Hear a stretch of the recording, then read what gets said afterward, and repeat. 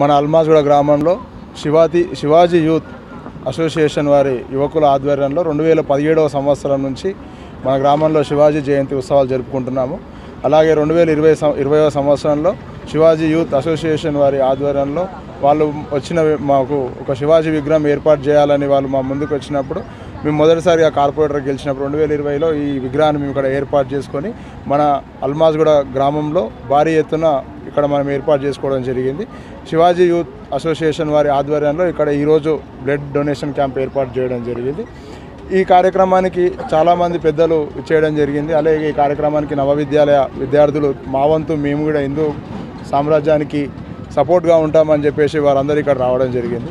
ఛత్రపతి శివాజీ మహారాజ్ గురించి మనం మాట్లాడుకుంటూ పోతే అతను చేసిన హిందూ సామ్రాజ్య నిర్మాణానికి అతను ఏం చేశాడు అనేది మనం వెళ్తే, నేను చావనైనా చేస్తాను కానీ మతం మారను అంటే, మతం మారడానికి ఈరోజు ఎన్నో మత సంస్థలు డబ్బులను ఆశపెట్టి వేరే ఇంక ఇతర ఆర్థికంగా వాళ్ళకి వెసులుబాటు కల్పిస్తూ మతాలను మార్పిస్తూ ఉన్నారు. కానీ నేను ఒకటే చెప్తా ఉన్నాను, మతం మారడం అనేది కరెక్ట్ కాదు. ఎందుకంటే మనకు తల్లి అయినా తండ్రి అయినా జీవితంలో ఒకరే. మనం ఒకసారి ఒక మతంలో పుట్టాము అంటే చావడానికి కూడా అదే మతంలోనే ఉండాలి.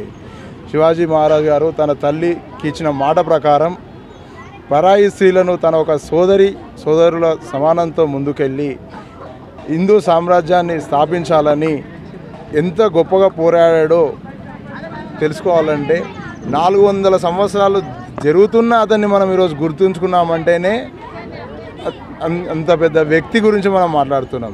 అంటే అర్థం చేసుకోవాలి శివాజీ మహారాజ్ గారు మన హిందూ సామ్రాజ్య స్థాపనకు ఏ విధంగా పోరాడాడు అనేది.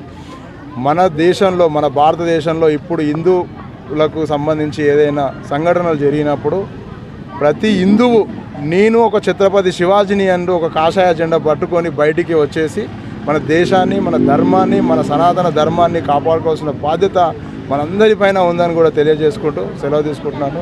జై భారత్, జై శివాజీ, జై భవానీ.